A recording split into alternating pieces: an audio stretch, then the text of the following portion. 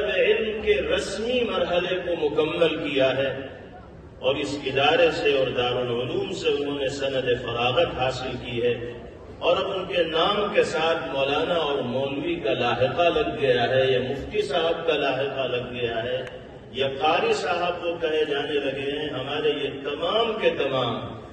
عزیز و احباب اور طلبہ دل کی گہرائیوں سے مبارکبادیوں کے مستحق ہیں۔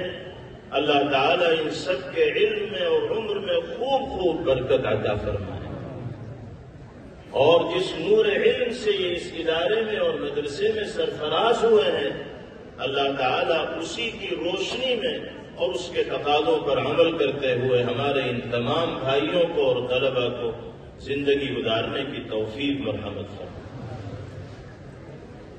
ہمارے طلبہ عزیز کو اپنی ذمہ داریوں کا احساس بھی ہونا چاہیے۔ آپ کے سروں پر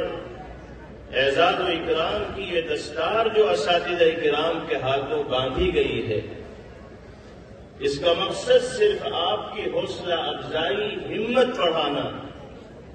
یا آپ کی کامیابی پر مبارکباد پیش کرنا نہیں ہے، بلکہ اس کا مقصد یہ بھی ہے کہ اساتذہ اور ذمہ داران کی طرف سے آپ پر اعتماد کا اظہار کیا گیا ہے، اور آپ کو قوم کے درمیان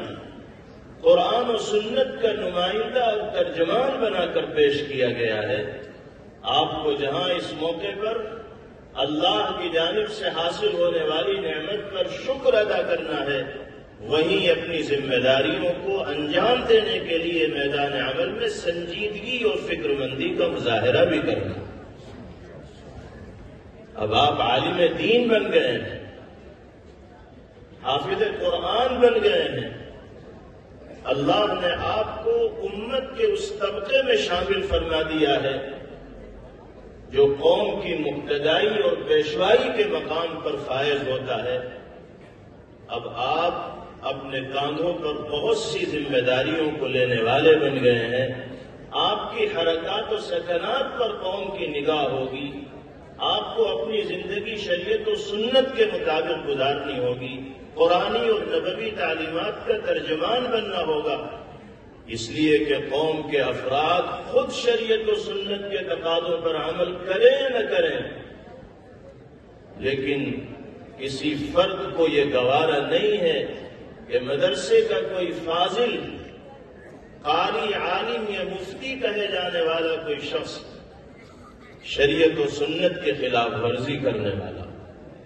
ہمیں بہت محتاط ہو کر زندگی گزارنی ہوگی، اور جس نور علم سے اللہ رب العزت والجلال نے ہمیں نوازا ہے،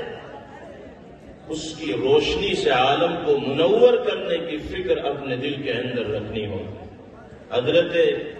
امام اوزاعی رحمہ اللہ فرماتے ہیں کہ حضرات صحابہ کرام رضوان اللہ تعالی علیہم اجمعین چند باتوں کا بہت اہتمام فرمایا کرتے تھے۔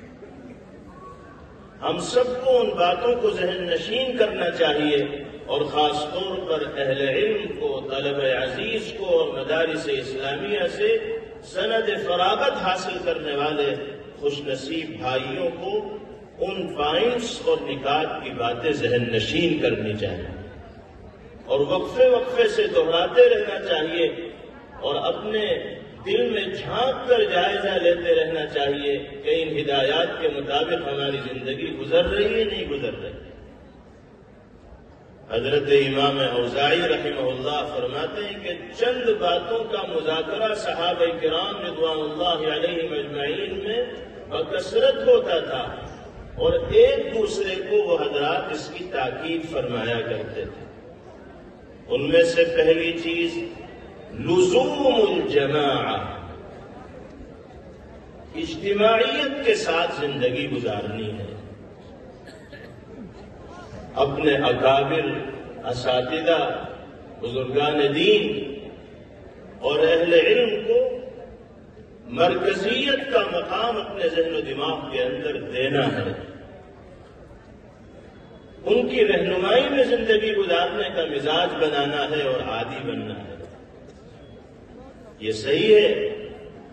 کہ اللہ نے ہمیں 8 سال، 10 سال، 12 سال مدرسے کے ماحول میں رہ کر قرآنی اور نبوی علوم حاصل کرنے کا موقع میسر فرمایا، اور مختلف حیثیتوں سے ہمارے اندر مہارت اور کمال پیدا ہو گیا۔ لیکن اس کا مطلب یہ نہیں ہے کہ ہم 1.5 اینٹ کی مسجد اپنی الگ بنانے لگے اور اپنی رائے کو دوسروں کے اوپر زبردستی ترجیح دینے لگے اور اپنے ہی کو سب سے بڑا عقل مند اور دانشور تصور کرنے لگے۔ یاد رکھیے، البرکۃ مع اکابرکم، اساتذہ اور بزرگوں کے شانہ بشانہ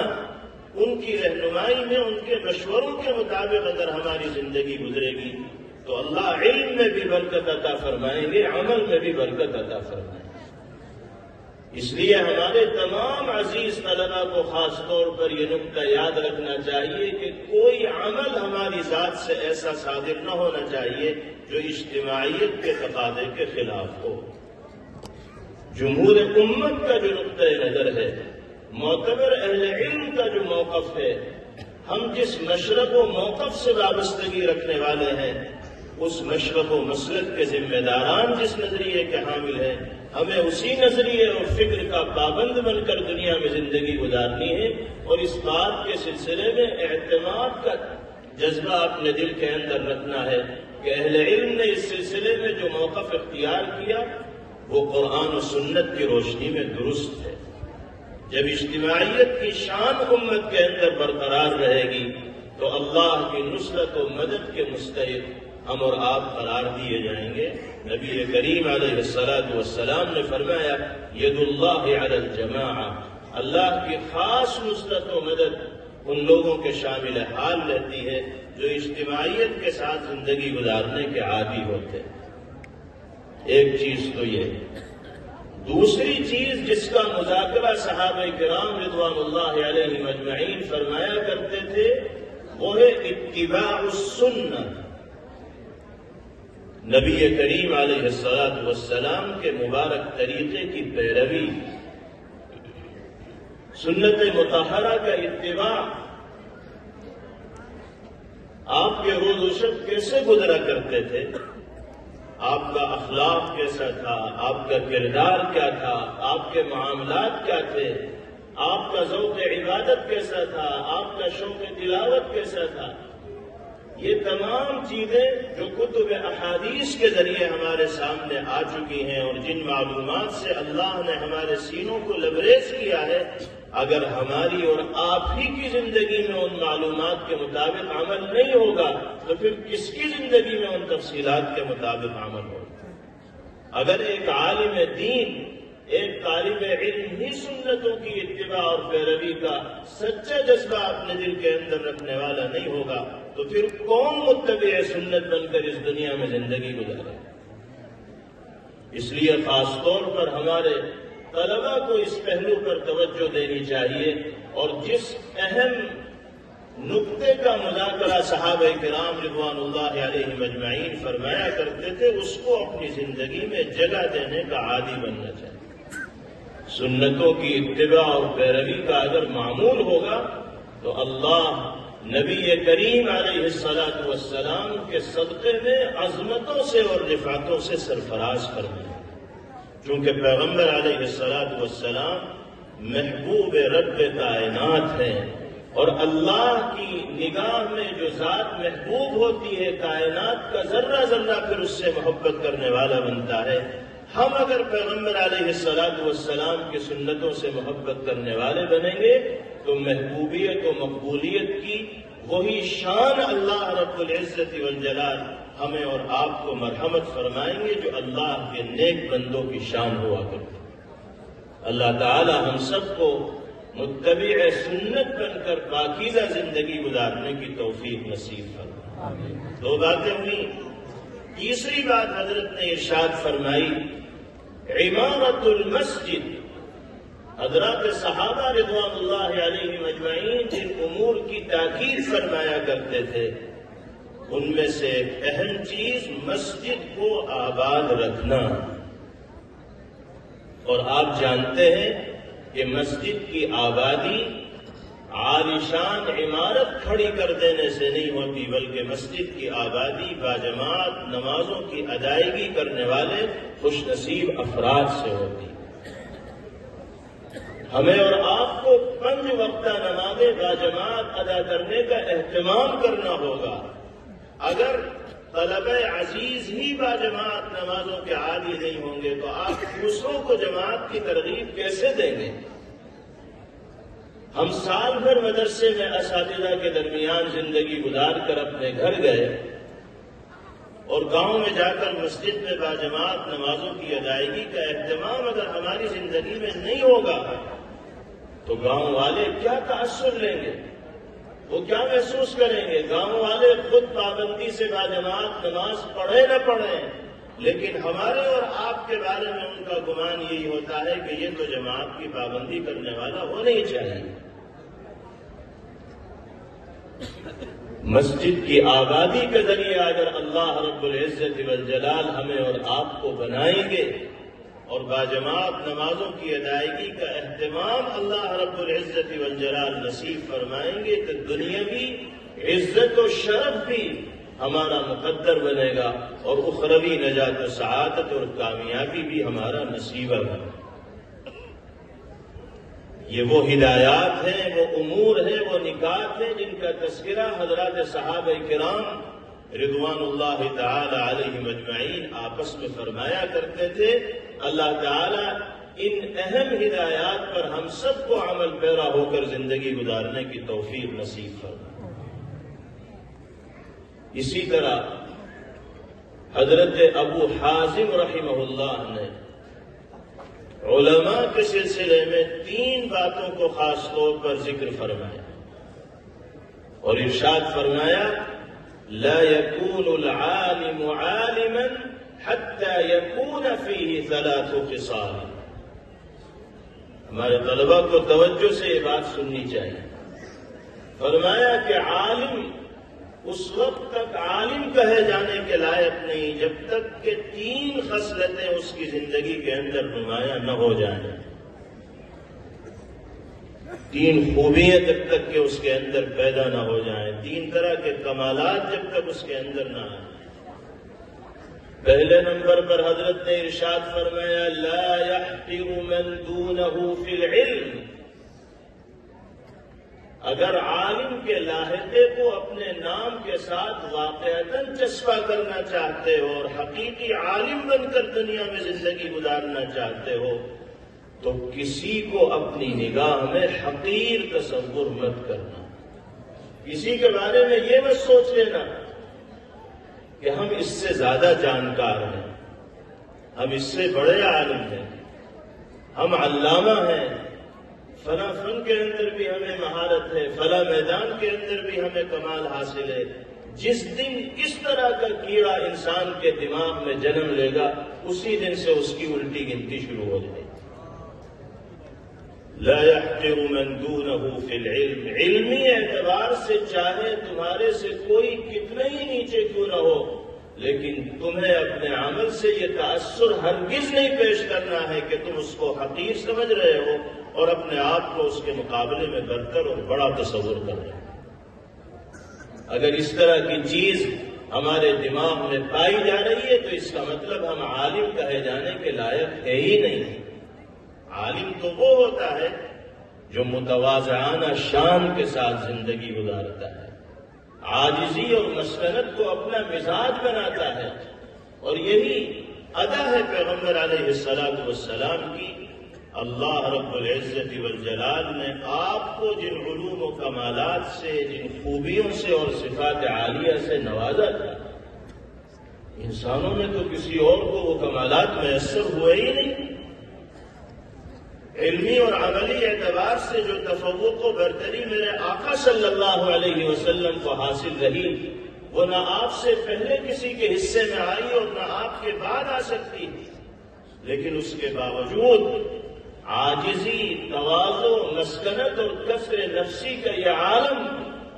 یہ راہ چلتے اگر کوئی بڑھیا مسئلہ دریافت کرنے کے لیے آ جاتی تھی تو آپ کھڑے ہو کر اس کو جواب دیا کرتے تھے، جب تک مطمئن نہیں ہو جاتی تھی آگے قدم نہیں بڑھاتے۔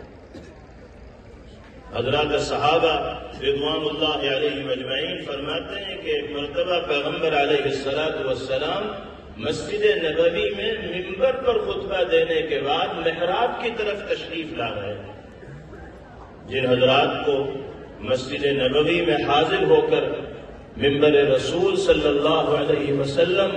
اور محراب نبی صلی اللہ علیہ وسلم دیکھنے کا شرف حاصل ہوا ہوگا، وہ جانتے ہوں گے کہ محراب و ممبر کے درمیان تھوڑا سا فاصلہ ہے۔ آپ ممبر سے اتر کر محراب کی طرف تشریف لے جا رہے تھے کہ درمیان ہی میں دیہات کے رہنے والے ایک صحابی نے آپ کا ہاتھ پکڑا اور گفتگو فرمانے لگے۔ پیغمبر علیہ السلام وہیں کھڑے کھڑے ان کے سوالات کا جواب دیتے رہے۔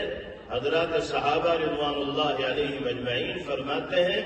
کہ ہمیں یہ چیز پریشان کرنے لگی کہ راستے میں آپ کو روک کر کیوں کھڑے ہو گئے؟ ابھی آپ نماز پڑھانے کے لیے جا رہے ہیں، نماز سے فارغ ہو جائیں گے، پھر بیٹھیں گے تو اطمینان سے گفتگو کر لی جائے گی۔ صحابہ کو تو تکدر ہو رہا ہے، لیکن پیغمبر علیہ السلام پوری بشاشت کے ساتھ گفتگو میں مشغول ہے، یہاں تک کہ صحابہ فرماتے ہیں اتنی دیر تک گفتگو ہوتی رہی کہ ہمارے بعض ساتھیوں کو اونگ آنے لگی۔ جب تک وہ شخص مطمئن نہ ہو گیا پیغمبر علیہ السلام نے قدم آگے نہیں بڑھایا۔ یہ آپ کی عاجزی، تواضع اور کسر شان ہے۔ ہم اپنے گریبان میں منہ ڈال کر دیکھیں،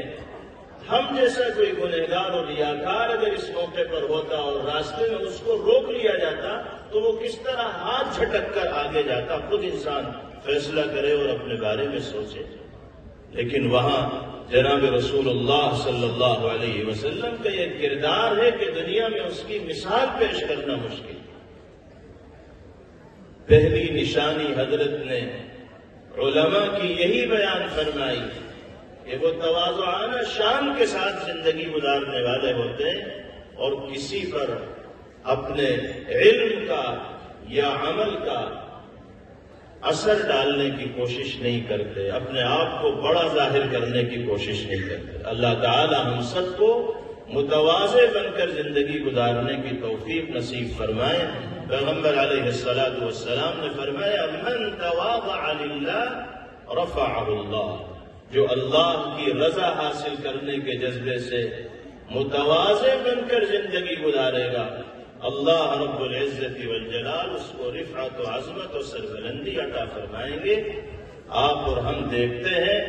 کہ جو شخص جھک کر چلتا ہے اور لوگوں کے ساتھ حسن خلق سے پیش آتا ہے، اللہ اس کو لوگوں کے دلوں پر حکومت کرنے کا موقع عطا فرماتا ہے، محبوب بن جاتا ہے، معزز اور مشرف بن کر سماج کے درمیان زندگی گزارتا ہے۔ اپنی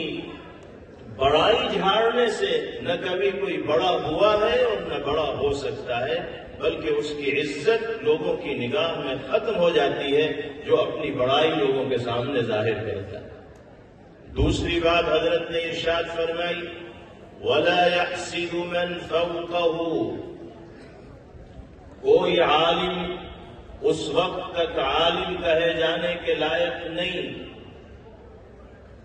جب تک کہ وہ اپنے سے علمی اور عملی اعتبار سے بڑھے ہوئے لوگوں کے ساتھ ہمدردی اور خیرخواہی کا جذبہ رکھنے والا نہ ہو۔ ان کے ساتھ حسد و بغض اور کینے کا جذبہ اگر کوئی رکھے گا تو وہ سب کچھ ہو سکتا ہے لیکن عالم نہیں کہا جا سکتا۔ ہم جیسے گنہگاروں میں یہ مرض بھی پایا جاتا ہے۔ جس میدان میں ہم کام کر رہے ہوتے ہیں، اگر اس میں کوئی ہمارے ہم پلہ آ جاتا ہے یا ہم سے 20 آ جاتا ہے، برتر آ جاتا ہے، تو ہم اس کی ٹانگ کھینچنے کے چکر میں لگ جاتے ہیں، اس کو نیچے گرانے کے چکر میں لگ جاتے ہیں، اس کے خلاف ماحول بنانے میں لگ جاتے ہیں کہ یہ تو میرے میدان کو تنگ کر رہا ہے، یہ میری دکان کو بند کرنے کی کوشش کر رہا ہے۔ اہل علم کی یہ شان میرے بھائیوں، بزرگوں اور عزیز طلبہ نہیں ہو سکتی۔ لا يحسد من فوقه، علمی اور عملی اعتبار سے کوئی تمہارے سے چاہے کتنا ہی بڑا کیوں نہ ہو، تمہارے ہمسر اور ہم پلہ ہی کیوں نہ ہو، حسد و بغض کا جذبہ کبھی کسی کے سلسلے میں اپنے دل کے اندر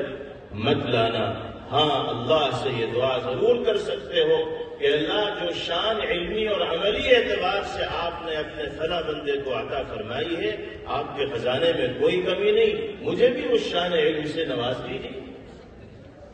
اور انسان خلوص نیت سے جب اللہ کی بارگاہ میں سوالی بنے گا تو اس کی جھولی خالی نہیں جائے گی، اللہ اس کی جھولی کو بھر دیں گے۔ اللہ باہمی رسہ کشی، حسد و بغض اور کینے کے جذبات سے ہم سب کے دلوں کی حفاظت فرمائے اور ایک دوسرے کی عزت نفس، ہمدردی اور عظمت کے جذبات کے ساتھ زندگی گزارنے کی توفیق نصیب فرمائے۔ نبی کریم علیہ السلام نے امت کے ہر فرد کو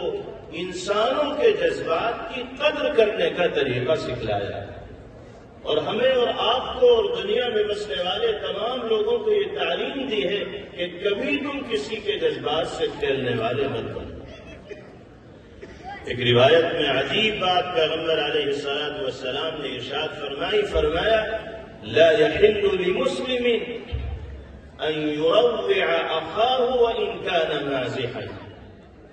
فرمایا کسی مسلمان کو اس بات کی اجازت نہیں کہ وہ اپنے بھائی کو ڈرائے دھمکائے، چاہے مذاقی میں کیوں نہ ہو۔ کسی کو زبان کے ذریعے ڈرانا، یا کسی کو ہتھیار کے ذریعے ڈرانا، یا کسی کو جھوٹی دھمکیاں دینا، پیغمبر علیہ السلام فرماتے ہیں کسی مسلمان کو یہ چیز زیب دینے والی نہیں، کسی مسلمان کو اس کی اجازت نہیں کہ مذاق میں بھی وہ کسی کو ڈرائے اور دھمکائے، اس لیے کہ جس کو ڈرایا جائے گا، دھمکایا جائے گا، اس کی عزت کو نشانہ بنایا جائے گا، اور پیغمبر علیہ السلام اور شریعت اسلامیہ میں اس کی اجازت نہیں ہے۔ تو اللہ تعالی ہم سب کو سب کے ساتھ خیر خواہی اور ہمدردی کا مظاہرہ کرنے کی توفیق عطا فرمائے۔ تیسری چیز حضرت نے ارشاد فرمائی لا يكون العالم عالما، ایک عالم اس وقت تک عالم کہے جانے کے لائق نہیں جب تک کہ وہ اللہ کی رضا کے لیے اعمال کو انجام دینے کا عادی نہ بن جائے۔ اگر وہ اپنے عمل پر دنیا حاصل کرنے کا متمنی ہے اور طالب ہے کہ میں دین کی خدمت اس لیے کر رہا ہوں تاکہ میرے پاس مال آ جائے، میرے پاس منصب آ جائے، مجھے عزت مل جائے، مجھے شہرت مل جائے، مجھے عہدہ مل جائے، تو وہ اپنے عمل پر دنیا طلب کر رہا ہے۔ حضرت نے فرمایا جو عالم عمل پر دنیا کا طالب بنے گا وہ عالم کہے جانے کے لائق نہیں۔ حقیقی عالم وہ ہے جو علمی خدمات کو، دینی خدمات کو صرف اور صرف اللہ کی رضا کے لیے انجام دے رہا ہو۔ جب اللہ کی رضا کے لیے ہم خدمات انجام دیں گے تو اللہ رب العزت والجلال اسباب و وسائل سے ہمیں مالا مال فرمائیں گے، دنیا میں بھی راحت کی زندگی عطا فرمائیں گے، اور اخروی کامیابیوں اور سرخرویوں سے بھی باری تعالی ہم سب کو سرفراز فرمائیں۔ تو یہ بہت اہم ہدایات ہیں جن کا تذکرہ حضرات صحابہ رضوان اللہ علیہم اجمعین نے بھی فرمایا، حضرات تابعین رحمہم اللہ نے بھی فرمایا۔ ہم سب کو اور خاص طور پر ہمارے طبقہ اہل علم کو اور طلبہ عزیز کو نکتے کی اور پوائنٹس کی ان باتوں کو گرہ سے باندھ لینا چاہیے اور انہی کی روشنی میں زندگی گزارنے کا عادی بننا چاہیے۔ چونکہ طلبہ عزیز کی بڑی تعداد اس مجلس میں موجود تھی، اس لیے ان کے حوالے سے حضرات صحابہ کرام و تابعین رضوان اللہ علیہم اجمعین ورحمہم اللہ کے اقوال کی روشنی میں گفتگو کی ہے۔ جہاں تک ہمارے ان بھائیوں اور بزرگوں کا تعلق ہے جو دور و نزدیک سے اس دینی اجتماع میں شریک ہونے کے لیے یہاں تشریف لائے ہیں، ان سے گزارش صرف اتنی ہے کہ اللہ نے آپ کو انسان بنا کر اور مومن و مسلمان بنا کر جن نعمتوں سے سرفراز فرمایا ہے، اور جو احسانات فرمائے ہیں وہ یقیناً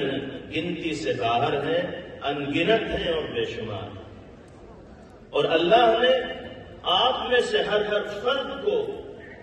بے شمار صلاحیتوں سے مالا مال فرمایا۔ ہر انسان کو اللہ مختلف طرح کی صلاحیتوں سے نوازتے ہیں۔ ایک انسان کسی میدان میں ماہر ہوتا ہے، دوسرا انسان کسی اور میدان میں ماہر ہوتا ہے۔ اللہ تعالیٰ کی خزانے میں اور باری تعالیٰ کی قدرت سے انسانوں کا جو وجود ہوتا ہے تو مختلف صلاحیتوں کا حامل بنا کر اللہ انسانوں کو اس دنیا کے اندر بھیجتے ہیں۔ ہماری ذمہ داری یہ ہے کہ ہم ان صلاحیتوں اور توانائیوں کا صحیح استعمال کرنے والے بنیں اور اپنے وجود کو اللہ کی اس دھرتی پر نافع، مفید اور سود مند بنائیں۔ ہم سب کے لیے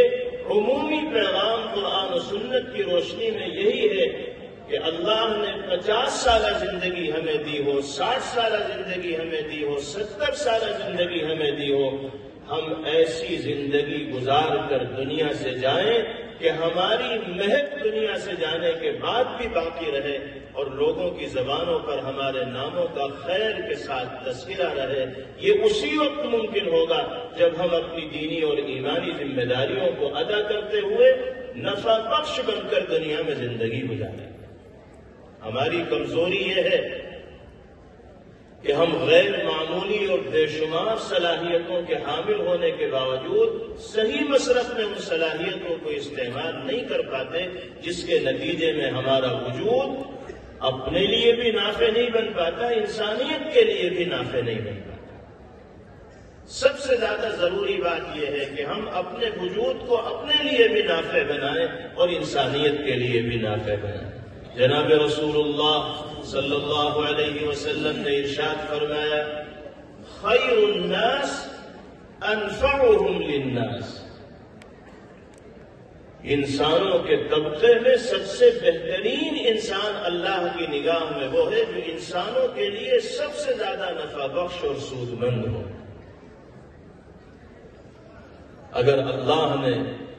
ہمیں باپ کی حیثیت عطا فرمائی ہے تو ہم کس طرح اپنی بیوی کے لیے نفع بخش ہو سکتے ہیں، بچوں کے لیے نفع بخش ہو سکتے ہیں، اس حوالے سے ہمیں سوچنا ہوگا اور سب کے لیے مفید بن کر زندگی گزارنی ہوگی۔ بیوی کے ساتھ حسن سلوک کیا جائے، اس کے حقوق کو ادا کیا جائے، اس کو عزت کا وہ مقام دیا جائے جس کی وہ مستحق ہو، اور بچوں کے ساتھ حسن سلوک ہو، شفقت کا معاملہ ہو، ان کی دینی تعلیم و تربیت کی فکر کی جائے۔ اگر ہم نے بچوں کے لیے قرآن پاک کی تلاوت سکھانے کا معقول نظم نہ کیا، دین کے بنیادی عقائد و مسائل سے واقف و باخبر کرانے کی فکر و کوشش نہ کی تو ہمارا وجود اولاد کے لیے نافع نہیں بن پائے۔ اور پیغمبر علیہ الصلاۃ والسلام فرماتے ہیں، ما نحل والد ولده افضل من ادب حسن، ایک ماں یا ایک باپ اپنی اولاد کے لیے جو سب سے بہترین ہدیہ اور تحفہ دے سکتے ہیں وہ بہترین اسلامی آداب سے واقف کرانا ہے۔ اس لیے ہمیں بچوں کے سلسلے میں اپنے آپ کو نافع بنانا ہوگا، اور اللہ نے اولاد کی شکل میں جو نعمت امانت کے طور پر عطا فرمائی ہے، اس امانت کی تربیت اور تعلیم کا نظم اسی انداز میں کرنا ہوگا جس انداز میں کرنے کے ہم پابند ہیں مسلمان ہونے کی حیثیت سے۔ خاص طور پر موجودہ حالات میں جو فتنوں سے بھرے ہوئے حالات ہیں، ایمان پر ڈاکہ ڈالنے والی طاقتیں چہار جانب سے حملہ کرنے کے درپے ہیں، اور آپ دیکھ رہے ہیں کہ بڑی تعداد میں مسلمان لڑکے لڑکیاں غیروں کے ساتھ زندگی گزارنے کا فیصلہ کر رہے ہیں، اپنی گردن سے اسلام کا توپ اتار رہے ہیں، ایمان کا قلادہ اتار رہے ہیں اور دوسرے مذہب کو اختیار کر رہے ہیں۔ یہ صورتحال جو عمومی طور پر دیکھنے کو مل رہی ہے، اس میں جہاں اسلام دشمن طاقتوں کی سازشیں ہیں، ان کا مشن ہے، ان کی مسلسل کی محنتیں ہیں، وہیں ہماری اور آپ کی سب سے بڑی خامی اور کمزوری یہ ہے کہ ہم نے اپنے گھر میں پرورش پانے والے بچوں، نوجوانوں کو وہ ماحول نہیں دیا جس ماحول میں پروان چڑھنے کے نتیجے میں دین و ایمان کی عظمت و اہمیت ان کے دل کے اندر پیدا ہوتی اور وہ ایمان کے تحفظ کی خاطر ہر طرح کی قربانی پیش کرنے کے لیے تیار رہتے۔ آج آپ سروے کر لیجیے کتنی بڑی تعداد مسلمان نوجوانوں کی، جن میں لڑکے بھی ہیں لڑکیاں بھی ہیں، ایسی ملے گی جو قرآن پاک کی تلاوت کے نام پر صفر ہے، ایک آیت کی تلاوت پر قدرت نہیں رکھتے۔ آیات قرآنیہ کے معانی اور مفاہیم کو سمجھنا تو دور کی بات ہے، کلمہ ان کو یاد نہیں۔ پیغمبر علیہ السلام کے حوالے سے عظمت و احترام کے کیا جذبات دل کے اندر ہونے چاہیے، قرآن مقدس کے حوالے سے کیا جذبات ہونے چاہیے، اس سے ان کو کوئی سروکار نہیں، لینا دینا نہیں۔ جب اس طرح کے دین بیزار اور غفلت کے ماحول میں ہمارے بچے پروان چڑھیں گے تو دین و ایمان کے تحفظ کا جذبہ ان کے دل میں پیدا کیسے ہوگا؟ پھر تو وہی حشر ہوگا جس کا مشاہدہ ہم کھلی آنکھوں کر رہے ہیں۔ جو دشمن ان کے اوپر جال ڈالے گا وہ اس کے پھندے میں پھنستے چلے جائیں گے، اس لیے کہ ان کو بتایا ہی نہیں گیا کہ صحیح کیا ہے، غلط کیا ہے، حق کیا ہے، باطل کیا ہے۔ اس وقت سب سے بڑا چیلنج امت مسلمہ کے لیے،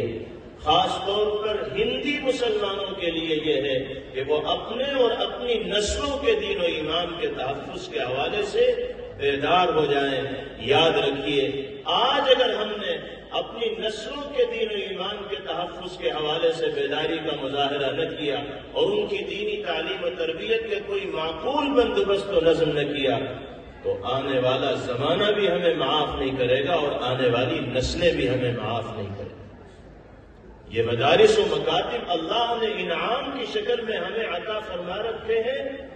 ہمیں ان انعامات کی قدر کرنی چاہیے، ان سے بھرپور استفادہ کرنا چاہیے، اور استفادے کا حق یہ ہے کہ ہمارے گھرانوں میں سے کوئی گھرانہ ایسا باقی نہ رہے جس کے افراد مدرسوں سے اور مکاتب سے جڑے ہوئے نہ ہوں، اور جس گھر میں پروان چڑھنے والے بچے مدرسوں میں اور مکاتب میں اور اہل علم کے سامنے قرآن کی تلاوت کا طریقہ نہ سیکھ رہے ہوں اور دین کے بنیادی عقائد و مسائل نہ جانیں۔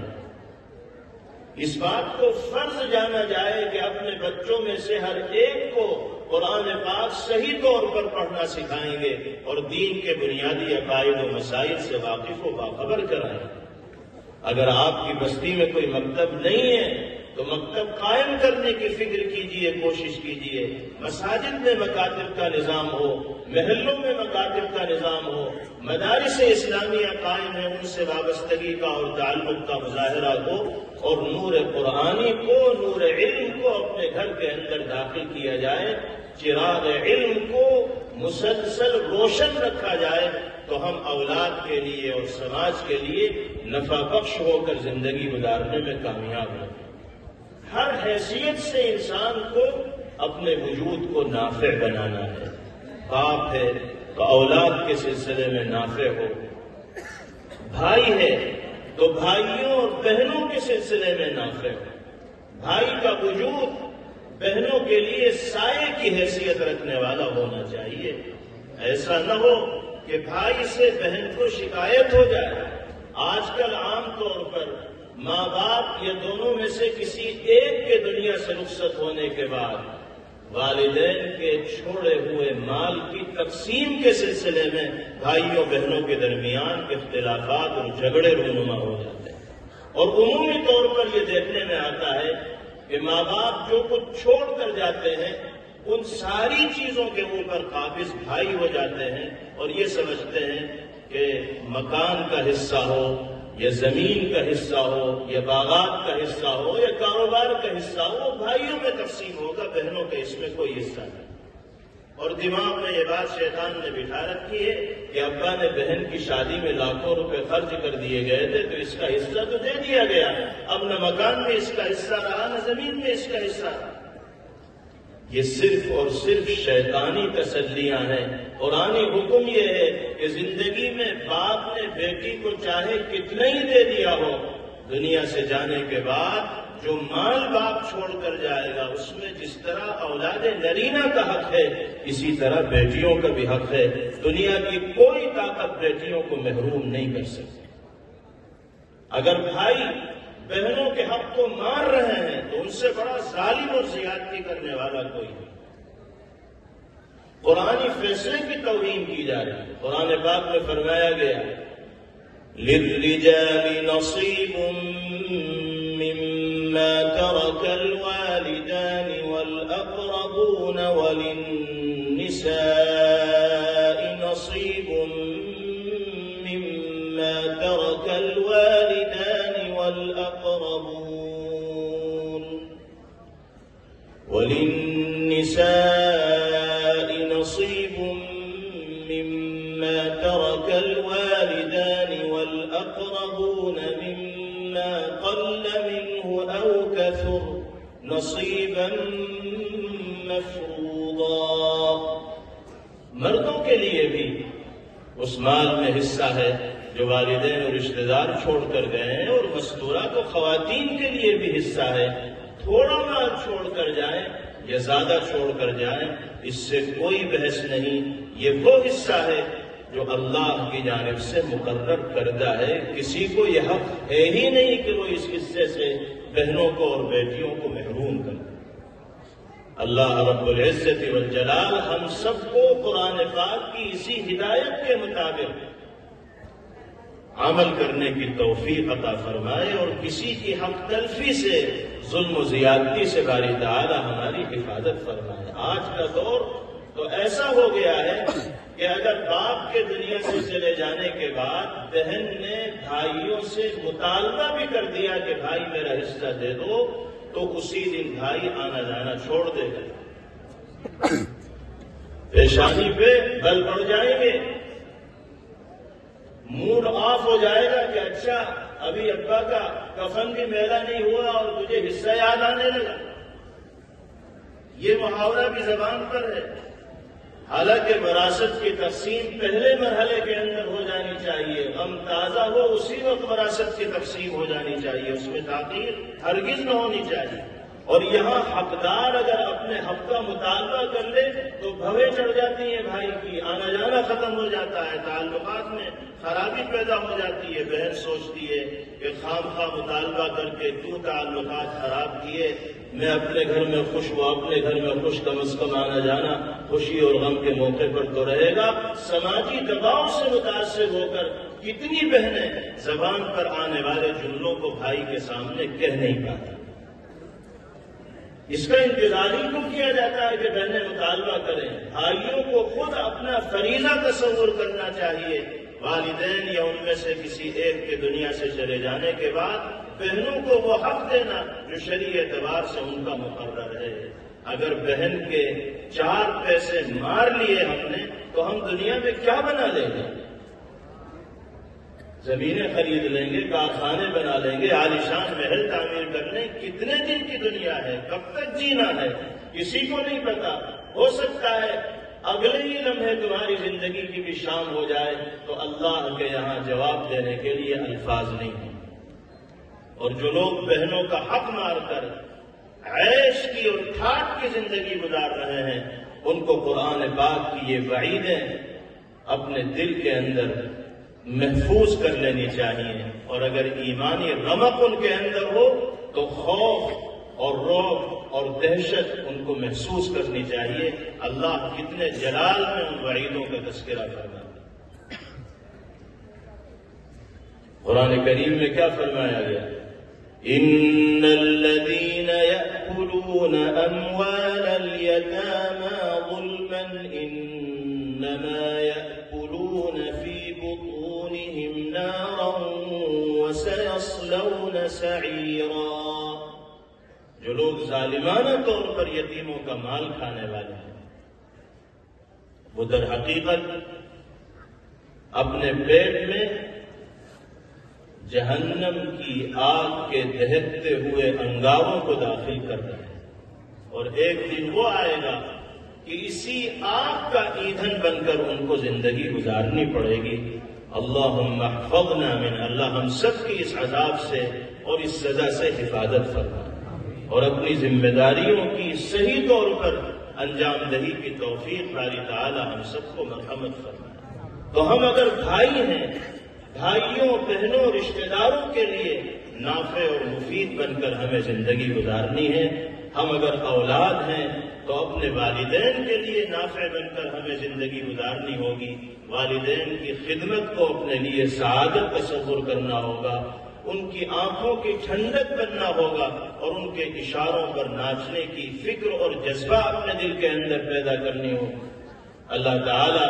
والدین کی دعاؤں کو اولاد کے حق میں اسی طرح قبول فرماتے ہیں جس طرح انبیاء کی دعا امتی کے حق میں مقبول ہوتی ہے۔ پیغمبر علیہ السلام نے ایک حدیث پاک میں مضمون بیان فرمایا۔ بہرحال انسان مختلف حیثیتوں کا حامل ہوتا ہے،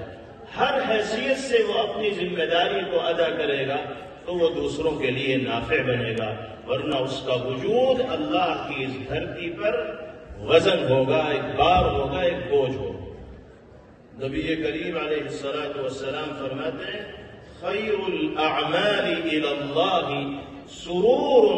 تدخلہ علی قلب مسلم۔ پہلے آپ نے ارشاد فرمایا کہ سب سے بہترین انسان اللہ کی نگاہ میں وہ ہے جو انسانیت کے لیے نافع بن کر جیے۔ اس کے بعد فرمایا کہ اللہ کی نگاہ میں سب سے پسندیدہ عمل کسی مسلمان کے دل کو خوش کرنا۔ اعمال تو بہت سے ہیں، فرائض و واجبات، سنن و مستحبات کی ایک فہرست ہے، لیکن پیغمبر علیہ السلام نے جس عمل کو اللہ کی نگاہ میں سب سے پسندیدہ قرار دیا وہ کیا ہے؟ کسی مسلمان کے دل کو خوش کرنا۔ اس عمل کو ذکر کر کے پیغمبر علیہ السلام نے ہمیں اور آپ کو یہ نصیحت فرمائی ہے کہ تم اگر سچے مومن و مسلمان ہو تو تمہاری ذات سے کسی کو تکلیف نہ پہنچنی چاہیے، فائدہ پہنچانے کی کوشش کرو، نفع پہنچانے کی کوشش کرو، اگر فائدہ نہیں پہنچا سکتے تو کسی کو تکلیف دینے کا خیال بھی دل کے اندر نہ آنا چاہیے۔ عزت کے ساتھ جینا چاہتے ہو تو دوسروں کو عزت دو، عزت دو گے تو عزت ملے گی، اور اگر دوسروں کو عزت نہیں دو گے تو ہزاروں اور لاکھوں کے خرچ کر لو، تمہیں سچی عزت حاصل نہیں ہو پائے۔ فرمایا اللہ کی نگاہ میں سب سے پسندیدہ عمل مسلمانوں کے دل کو خوش کرنا ہے۔ خوش کرنے کے طریقے کیا ہوں گے اس کی بھی تفصیل آپ نے بیان فرمائی۔ ارشاد فرمایا تکشف عنہ قربۃ، مسلمان کے دل کو خوش کرنے کا ایک طریقہ یہ ہے کہ تمہارا کوئی بھائی مصیبت میں گرفتار ہے، پریشانی میں پھنسا ہوا ہے، مختلف طرح کے مسائل سے دوچار ہے، اللہ نے تمہیں اسے پریشانی سے نکالنے کی صلاحیت عطا کی ہے، تم اس کو مصیبت سے نکالنے کی فکر کر لو، کوشش کر لو، تمہارے عمل سے اس کا دل خوش ہوگا اور اللہ کی نگاہ میں تمہارا یہ عمل پسندیدہ قرار دیا جائے۔ تکشف عنہ قربۃ، مصیبت میں پھنسے کسی مسلمان بھائی کو مصیبت سے نکالنے کی فکر و کوشش کرو۔ آپ نے ارشاد فرمایا من نفس عن مؤمن قربۃ من قرب الدنیا نفس اللہ عنہ قربۃ من قرب یوم القیامہ، جو شخص مصیبت میں پھنسے کسی ایمان والے کو مصیبت سے نکالنے کی فکر اور کوشش کرے گا، کامیابی اللہ کے اختیار و قدرت میں ہے، ہمارا کام صرف کوشش کرنا ہے، تو اس کی جزا اور اس کا نتیجہ کیا ہوگا؟ اللہ قیامت کے دن کی مصیبت سے اس کو نجات عطا فرمائے۔ دوسری چیز آپ نے ارشاد فرمائی او تطرد عنہ جوعا، کسی مسلمان کے دل کو خوش کرنے کا ایک طریقہ یہ ہے کہ تم کسی بھوکے کی بھوک مٹا دو، کسی پیاسے کی پیاس بجھا دو۔ یہ ظاہر سی بات ہے، جب انسان کسی بھوکے کے لیے کھانے کا نظم کرے گا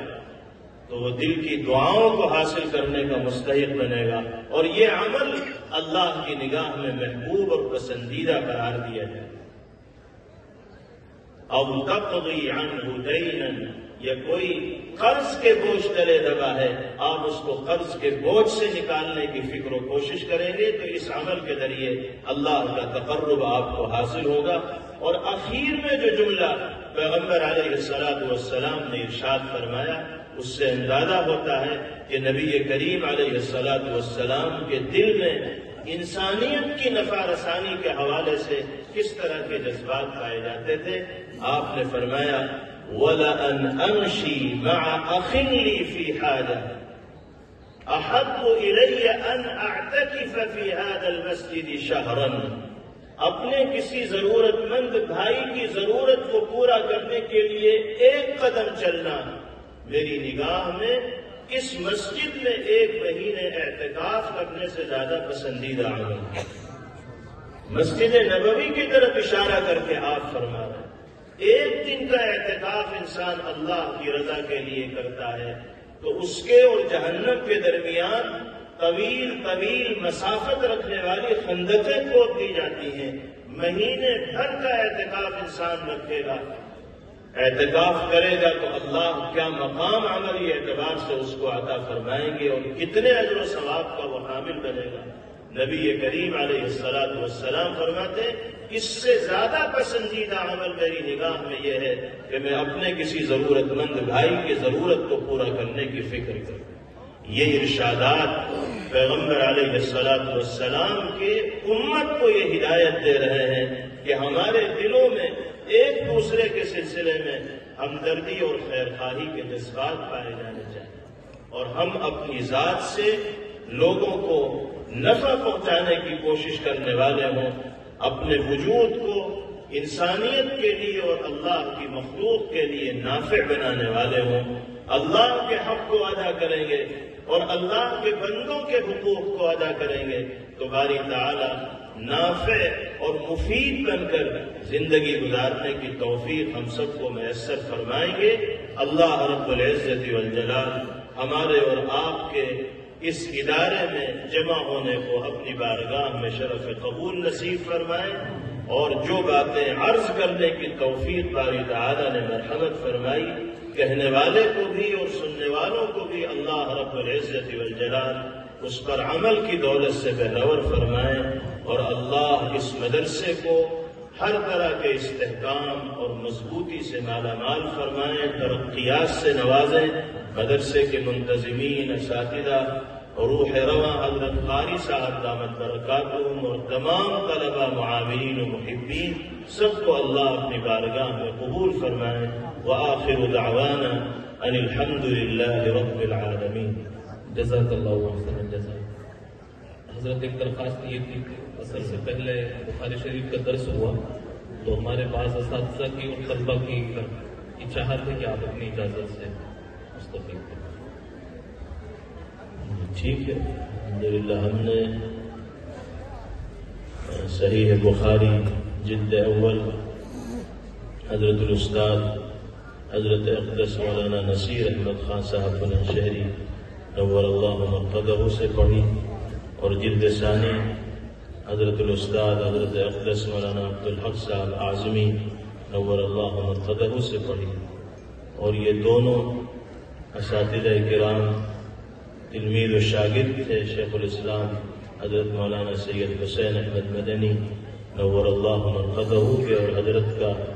جو سلسلہ ہے وہ معروف ہے، مشہور ہے۔ آپ نے بھی جن اساتذہ کرام سے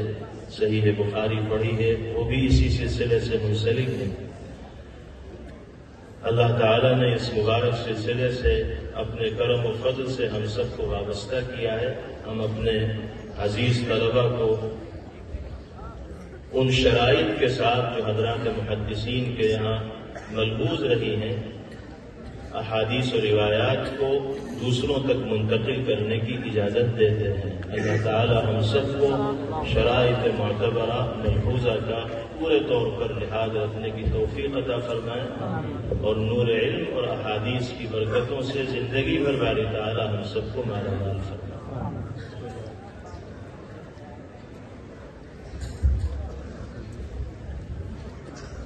اب دعا سے